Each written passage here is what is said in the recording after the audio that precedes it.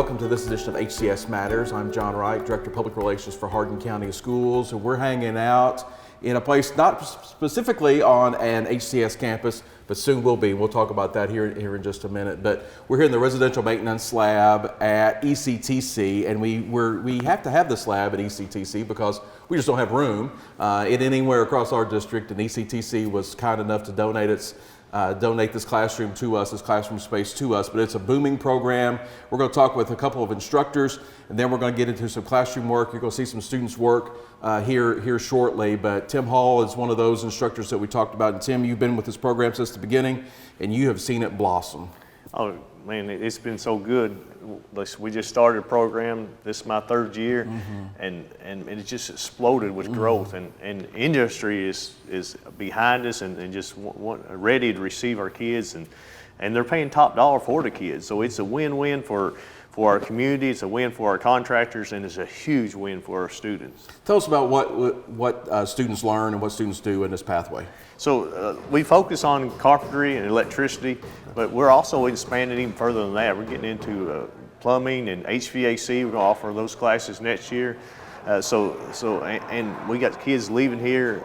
We bring in a heavy equipment simulator so they learn how to run like an excavator and a bulldozer, and we sent some of our kids out to that area. It's just the way that this program's set up is you're not just designated for one thing like electricity. We give you such a broad band of different skills that you can go any avenue you want to go. So like I said, heavy equipment, electrical, plumbing, HVAC, carpentry and roofing. So there's just so many opportunities there, and you don't have to focus in on one. You see, we give you a taste of all that we have, and then you see what your natural niche is, and then you run with it from there.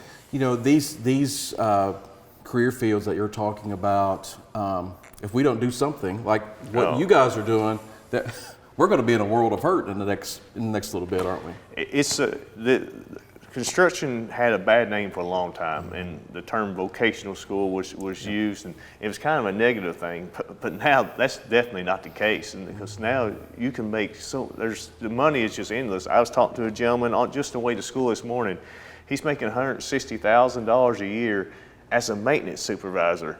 And when we took our kids to career days in Shelbyville, and me and Mr. Woodson met with another gentleman. He's making $193,000 a year, and with the vocational trade, if you want to use that term. But it's the stigma of you're always going to be broke. You work in construction is no longer that. That's matter of fact, you can write your own paycheck. Right. This is not. You're younger than me, I'm sure, but when I was in school, we had wood shop. This is not wood shop, is it? No. I mean, when some of our viewers think and they see kind of this stuff behind us, this is not where we make birdhouses all day or something like that. I mean, you guys are. I mean, we'll get into what you guys are doing, but it's advanced stuff. Absolutely. Absolutely. Of course, we always start out with basic skills. We teach them how to use hand tools and power tools, and when they get that skill down, then we'll build something small, absolutely. But then we say, all right, now let's take it to the real world. Because in the real world, this is what you're going to be doing. Because they're not hiring you to make birdhouses. They're not hiring you to make little toolboxes. They're hiring you to do this. And the contractors are pleased with what we're producing. And they're wanting more of it, and so yes, it's this is a skilled trade. Even if you don't go into construction, even if you decide to be a doctor, it does not matter. These skills you'll use because you're going to own a house. You may own rental properties. You may even have a vacation house, and these skills are just crucial to have. Because if not, you're paying somebody else probably $85 an hour just to show up and do the work. Right. If you can get somebody to show up. That's exactly right. And you just said it, like you said, $85, $100 an hour to do things like this. And to the students, I guess they must realize that. I mean, you must have done a great job of conveying that information. I mean, you've got a classroom full. Absolutely. And first question I ask when they come in is, how many's had somebody come and work on their stuff, and how many received a high bill? And everybody raised their hand, but they were glad to pay it to get it done. Right. And like I said, these skills that the kids are learning, and been being taught is skills that they can use, and if they're going to ever want to open up their own business, everybody wants their own business, and this is the opportunity to do it, because like you said, the trades are kind of, the older ones are dying out, they're retiring, and so a newer generation is raising up and opening up their own companies and actually becoming successful. Right, because we're always going to need these type folks. That's right. With the growth that's coming to our community, Yes. Bart Mallow is down there right now building Blue Oval SK, and the additional growth that's coming to our community. I would imagine those type folks are salivating, waiting for you to turn these kids out for them to walk across the graduation stage. Absolutely. I already met with those guys, and they're not even paying first year apprentice wages. Some of them told me, hey, if you'll send me a good worker, we'll start them out journeyman wages just to get it. So where I had to start out at the very bottom and work your way up, the demand is so high. They're saying, hey, I mean, we'll pay them the money. You just give me a good product, and we'll make sure they're taken care of. So what is a journeyman's wage right now? I mean, define that a little bit. So like a journeyman, for example, electrician, probably around $35 an hour. But that's not counting about $7 an hour they put in retirement on top of that. And they pay for all their insurance on top of that. For them, their husband, up to about 9 kids for his electrical union. Oh my gosh. So their total package is like $50 an hour. Knowing that shortage of labor is there, and so I've seen you on a recruiting visit. I've seen you how you go get kids and get kids interested in this. How do you do that? How do you get students who may have never swung a hammer or never have driven a nail? How do you get them interested in doing this pathway or investing themselves in this pathway? So just about everybody loves working with their hands. Yes. And I know we're on educational TV, right, but hardly anybody loves writing a paper. That's just the truth. That is the truth. You can edit that out if you want, but that's just the truth. Sure. And whenever you can bring kids in and say, all right, this is real life. This is not some formula that you may use 50 years from now. This is something that you can drive down the road and see this very thing that I'm teaching you being done all across our county, in every city, in every state, all across the whole country. And as a matter of fact, all across the whole world. What I teach, what you learn is a skill that I can give you that nobody can take away, and if nothing else, if your career path don't work out, this could be your plan B, and you can make a good living, and just show them how they can make a good living of this. This is not just a last resort. This is something that, man, you can write your own paycheck. You literally can. Just like our culinary pathway, just like our automotive pathway, we're always going to need this, right? Yeah. This and today, in the next 5 years, it's the best time to be a student with Hardin County Schools and be part of the residential maintenance program. There is no other better time. With all the building going on, with all the, like I said, the Blue Oval job going on, there is no better time to be a student and getting ready to be graduating in the next 5 years. So if you're in middle school or high school, man, it is a golden opportunity because the work is just there. It's there. And it is not going anywhere. And so even after it's all built, they're going to need maintenance technicians at that plant. And like I said, and the forecast just for housing, not counting a huge project already on, just for housing for our county and surrounding counties, it's just unbelievable. So the job demand is there, and like I said, and the guys that's doing it are not getting younger. They're getting older, and they're looking towards retirement, and everybody's striving to try to get some young people to come in and kind of take their place. We're going to talk to Robert Woodson, who is also an instructor here in this pathway here in just a second. We appreciate Mr. Hall. We'll be with him later, but we're going to hang out with Mr. Woodson here in just a second. Okay, Robert Woodson is also an instructor in this residential maintenance pathway. And Robert, Mr. Hall started it. We brought you in because it was growing so much. So when you got here, what were your thoughts on all the growth that they had seen in this program? Well, I was very excited. It's definitely something that's been needed here in Hardin County as far as at the high school level, and I'm just happy to be part of it. And growing so much, I can see a lot of room for expansion. I like to be part of something that is growing like this and having the opportunity to do something different in the community. And both you and Mr. Hall have a lot of experience in this background, right? Or in this vocation. Yes, sir. Correct. So talk a little bit about that. Well, actually, both of us come from similar backgrounds as far as we both took vocational in high school. His path was electrical, mine was carpentry, and we both pursued that as a career. We had some excellent instructors, and we kind of want to do the same thing and pass that knowledge on to the students, but also kind of inspire them to get into the trades. What's their mindset like from day one? I guess on day one when they come in, and of course it's probably a lot more bare than we have it now. We'll get into some explanation of what we see behind us. But what are the students' expectations when they get here on day one? I'm not 100% sure on that, but they seem a little more shy at first. Sure. Especially for the intro class. Mm-hmm. They don't really know what to expect, and then they see that they do get to do a lot of hands-on activities. So that kind of breaks them out of their shell a little bit. We like to ask them a lot of questions and get them talking. And usually by the time they come back and take another class with us after they're done with the introductory class, they're totally different. Right. They know what to expect, and they. Right. The program.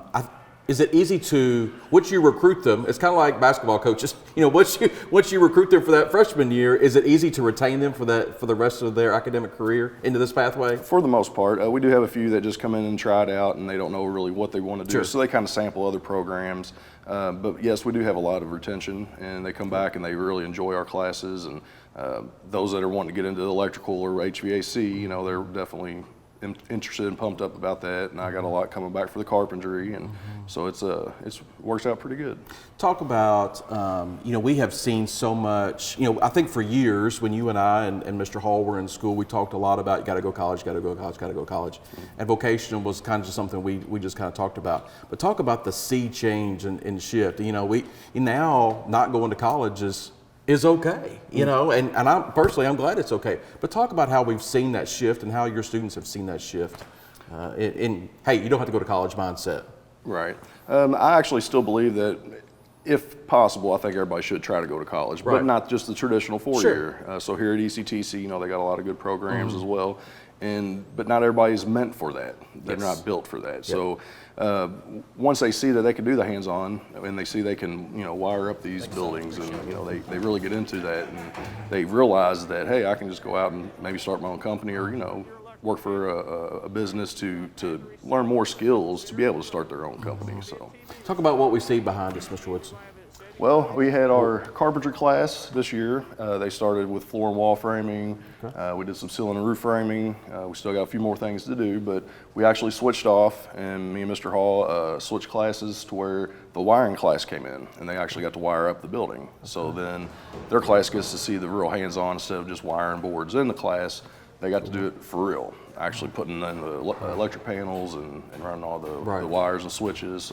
So how does class work? Do you come in, have some teaching time, and then get to work, or how does classroom activity work for the day?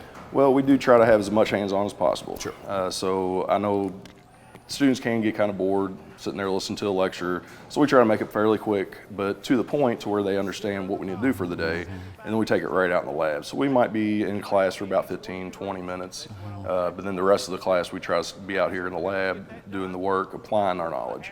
So are students, I would imagine students are pretty anxious to get to that time of class where they get hands-on, right?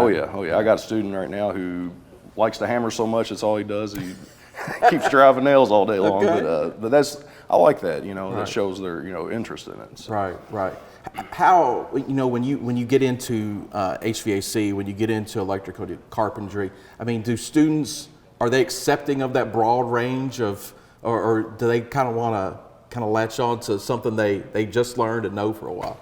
A little bit of both. Okay. They do like the hands-on with that. So Mr. Hall talked about the expanse and the growth we have in our county of need for folks who are going to do this type work. Do students fully understand that? Do they understand that, hey, I could walk out of here, when I walk across that graduation stage, and I could walk out of here, and if I do things right, I can make a lot of money? I think a few of them do, mostly the seniors. So once they get older and they finally start realizing, hey, I'm about to graduate, then they really it's put 2 and 2 together. Freshmen, when we have them for intro, not so much. They kind of start to see it a little bit, but definitely the seniors, you can tell they know what's going on. When businesses see, you know, a resume or an application that says, hey, I went through the residential maintenance program at Hardin County Schools, I would imagine that probably stands out to them a little bit. Is that a fair statement? Yes, and also they can earn industry cert when they're here, so they can earn through HBI, the Home Builders Institute, so they can get certified and have that for their resume as well. Students also get OSHA 10 certified as they go through, so definitely that sets them apart from other candidates. Right, so they're going to have a leg up on any competition that they have. Yes. Yeah, that's awesome. All right, so when students get here, we're taping this before students got here on a particular day, but when we're gonna wait just a little bit and have Mr. Hall and Mr. Woodson kind of show us about their classroom, and as students get here for the day. So hang tight for that. All right, we're hanging out in the construction residential maintenance lab, of course, and Cameron Embry is a junior at Central Hardin High School, and he's up on a scaffolding. And Cameron, tell us what you're working on today. So right now I'm working on putting a light on the outside above the door. Okay. So like when they go outside, they can just flip a switch to see. Okay. What drew you to this pathway? I've just known some family members that done it, and just seemed like something I wanted to try, and I just tried it, and I enjoy it doing it. Do you see yourself working in these type fields when you graduate? Yes, sir. Absolutely. Do you? I know you have some family members in it, like you said, but what's your desire to keep plugging at it, to keep going? Because there's not that many people that know how to do it. Like they can't get people, so I'm like, I can be one of the people that they can call and get help. Are you? You excited to come to this class every day? I mean, you come here first block, so this is where you start your day. Yes, I'm excited to get to this class every day. Right. So we're going to let you work and let you get at it here, okay? All right. Okay, go ahead. Cameron, did you build this entire structure? No, the carpentry class built these. We just wired them. Okay, you're going to wire them. Okay. So like how they're doing over there, they were doing all. They did all that. We just do the wiring. Okay, so you're Mr. Hall and I gave you guys instructions on wiring for TV. So that's what you're going to be doing today. They're going to be doing it. I'm going to help them with that. Right now, okay. I'm just working on the outside. Gotcha. Okay. So when I get done, I'm going to help them with that. Awesome. So talk about that. I mean, you guys got to be cooperative in the different things you do, even in the real world, right? I mean, these guys are teaching you real world experience, right? Yes, they are. Yeah. Awesome. Awesome. All right, well, I'll let you get back to work. All righty.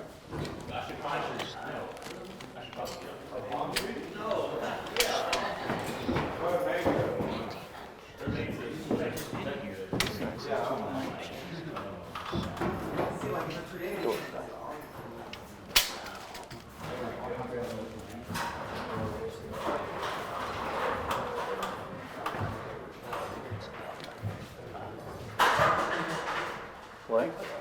Yes. So 8 inches. I know what about exactly the area I need to be, so 8 inches is right here. Here you go. You have like something I can put a little hole or something in? You got like a little, just like a little bit or something I can drill a little hole with like that? That's enough to run one. So I just... I had a picture in here, and I don't know if they took that off. They probably cleaned all of it up. There we go, now in the rated. Ethan Hess is a senior at Central Hardin. Talk about what got you interested in this pathway? Well, I'd always heard about like doing trades and stuff like that, and my dad, he was a lineman for Nolan, and just kind of like similar things, and I've always kind of been interested in doing something like that, and I wasn't really interested in college, and I had one of my buddies, he was actually in this pathway before I was, because they started it 3 years ago. This is my second year taking this class, and he told me, he was like, well, they teach you quite a bit over here, and then you can actually get prepared for a job, and they'll set you up with a job. So do you see yourself working in this type field after you graduate? Yeah, I can see myself doing it. Awesome. And especially, I feel like we have a head start on a lot of other people just because our teachers, they know what they're doing, and it's kind of rare to get one-on-one instruction with somebody who's actually like... how confident does what you're picking up here and make you to maybe even go out and start your own business one day, or go to work for somebody who's... Well, you see, like Mr. Hall, he has his own business and everything else like that, and me and him have talked a little bit about like finding me jobs and stuff like that, because he wants to help set up all the students with a career, especially the seniors.